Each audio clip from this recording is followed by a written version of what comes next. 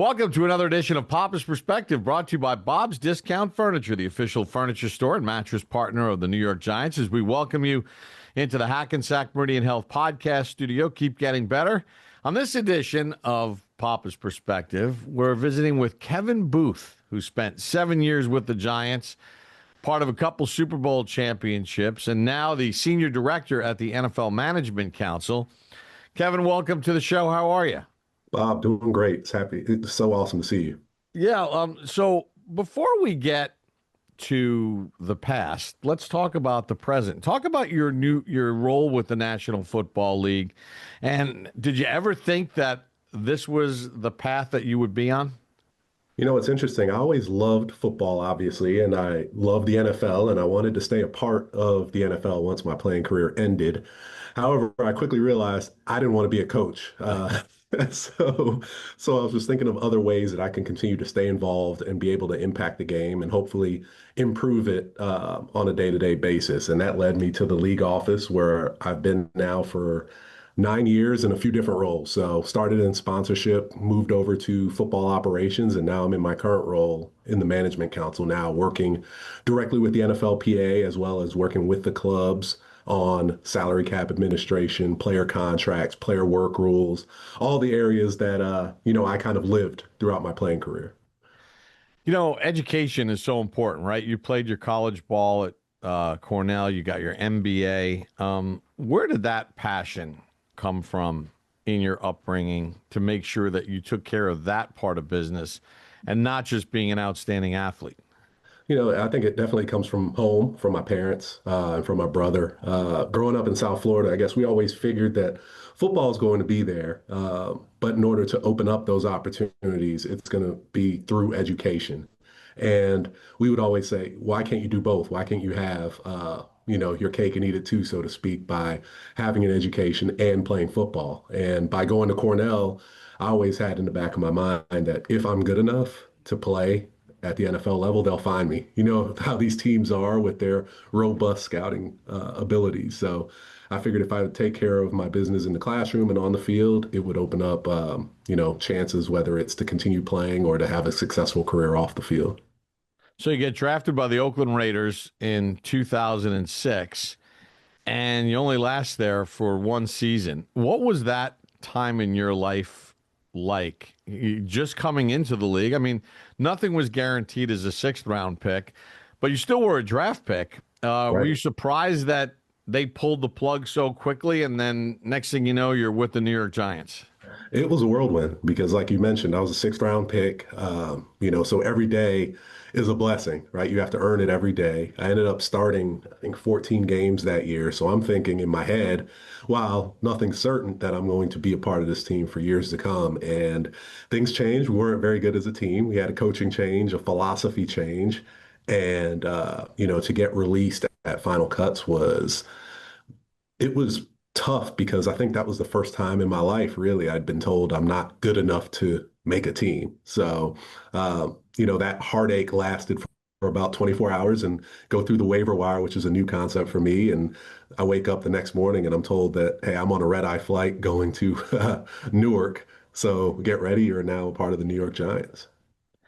Obviously, two Super Bowls later, the friendship, the bonds that you formed with your teammates. I know when you guys are around each other, it's like no time has passed. It's like you're back in the locker room. But what were some of those lessons that you learned as a member of an offensive line and that group that you now apply to your life in the business world? No, that's a great question, Bob.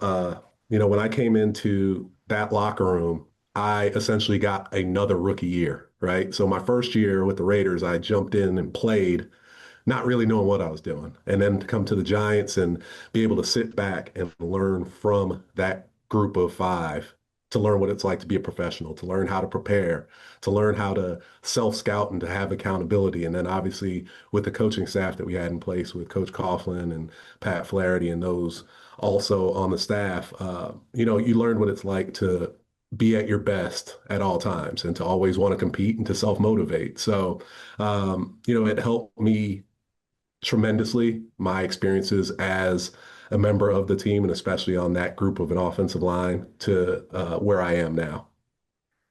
Also, that offensive line was greater than the sum of its parts, right? I mean, you're a sixth round pick. Richie's not even drafted. He let us Deal's know a about fifth that, of round. course, every Yeah, day that he was in right. draft. Deal's not drafted. Kareem came from the Jets. Snee was a second round pick. But when you think about that group, is that part of what made it so special? Is that, you guys understood that working at every moment of every day was what was going to let you be successful? Yeah, that's exactly it. Not taking anything for granted, realizing that, we have to leave no stone unturned. We have to prepare as much as we can. And then, truthfully, it's going back to the accountability and not wanting to let the person down. And I think with my role, starting out as an inactive and then slowly working my way up through the lineup, the last thing I wanted to do is when I got my opportunity to let that group down because I know how much they prepared and I know how much it meant to them to succeed. So that was honestly my motivation jumping in is, hey, I'm filling in. I want them to not even realize that I'm in and that the wheels keep going. Every player that I have on this show that played in your group, I mean, they all have their own Coughlinisms, but they all say the same thing. And I would assume it's the same with you as well. Like as you've grown into your new role and your time in the league, and now you're a senior director, I got to gather that there are times where there's Coughlin phrases pinging around in your head, and you probably say them, right? Oh yeah. Yeah, all the time. I mean, whether it's talk is cheap, play the game, team first, team last, team always. I think that's the way I've always been wired. And I think even now at the league office, that's what it's all about too, is being able to not only succeed in what I'm doing individually, but ensuring that the business and my department, my coworkers all, are succeeding as well and giving them the tools and the opportunity to succeed. Does that do you feel like going in, it gives you a decided advantage in the fact that when you're facing a crisis situation in your new job, in your work, that there's a ability to sift through it without panic and to lead others because you've been part of ultimate teams. Do Right. you believe that's true? I do. I think there are, going back to entering the quote unquote real world. My biggest fear is that, I'd be behind my peers, right? They've worked in the real world for 10 years while I was in an NFL locker room. And I quickly realized that a lot of those skills are transferable. And, what you spoke of, I think, is a big asset to athletes as they go on in life, is that we're used to dealing with stressful situations. We're used to sudden change, right? We're used to things not going well and being able to turn the page quickly and move on and look for a way to navigate your way out of a situation. So I think all of those skills I quickly realized are applicable to the real world, and it's been a benefit for me. So now going back to your playing days, obviously you're a part of two Super Bowl championship teams. And it's very easy. It's low hanging fruit, like greatest memory, right? I mean, it's Right. winning the Super Bowl. But is there maybe another game or point in time that jumps out in your mind as something that you really remember and cherish? Yes, there's one that I always think about, and it's actually not from a Super Bowl year. It is the 2012 season. So the 2011 NFC Championship game against San Francisco in Candlestick, toughest game I've ever played in my life. We always laugh on the O-line when those memories are posted, and usually there's quotes or comments about how Eli was savagely beaten throughout the course of that game and ended up winning. So it's kind of a backhanded compliment. But when we played in Candlestick the next year, I think there were some quotes from the 49ers that essentially said that that first game, the championship game, was luck. And I think we handled them pretty comfortably in that game in Candlestick. And I think that was one of those memories that still stands out in my mind. Now, of course, big picture that season, they go to the Super Bowl and we didn't make the playoffs, but I think that was one that I cherish. And, obviously you have the '07 season and the '11 seasons, but if you were to kind of take a step back and look at something outside of those 2 years or those two games, that's up there. You guys were pretty good with a chip on your shoulder because I in '08, a lot of people said you guys got lucky to win Super Bowl 42 and the helmet catch, and on any given day, like it could happen. You guys had like a vengeance tour in '08 too, didn't Yeah. you?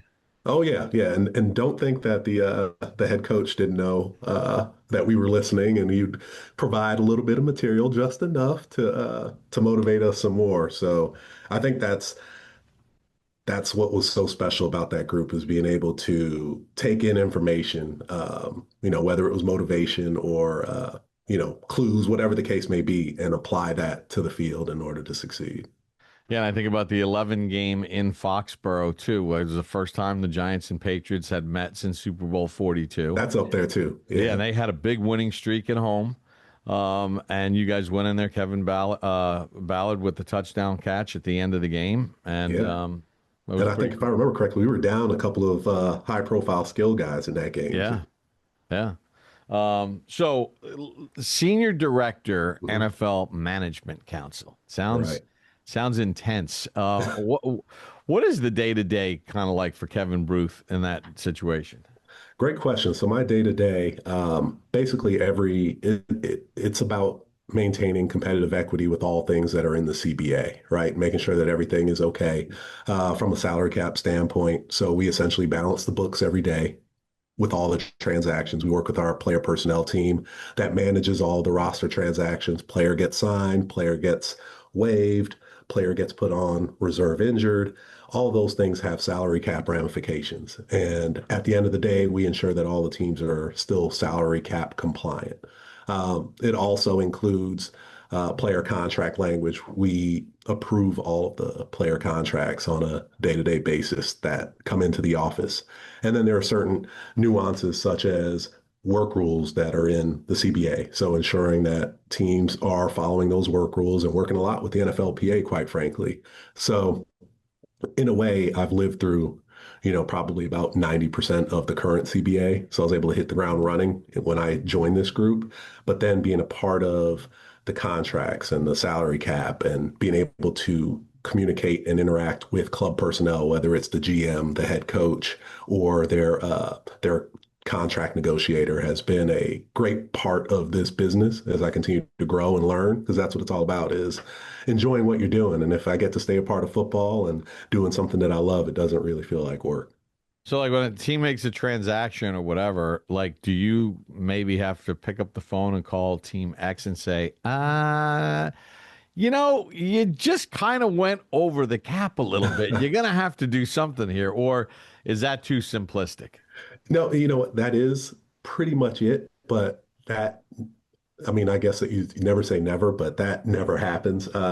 Teams are great in terms of how they, monitor their transactions and things of that nature. So typically it's more of a check. The teams will call in and say, hey, we made this move. Especially if they're up against the salary cap, they want to ensure that they are still compliant. So we have all this information that's available to them, and we're here as a resource for them to essentially double check their calculations when they sign that player and ensure that their cap count is accurate. Kevin, we appreciate a couple minutes. Thank you so much for joining us. Continued success and always great catching up with you. Anytime. It's always great to see you, Bob. Kevin Booth, this week's guest on Papa's Perspective, brought to you by Bob's Discount Furniture, the official furniture store and mattress partner of the New York Giants.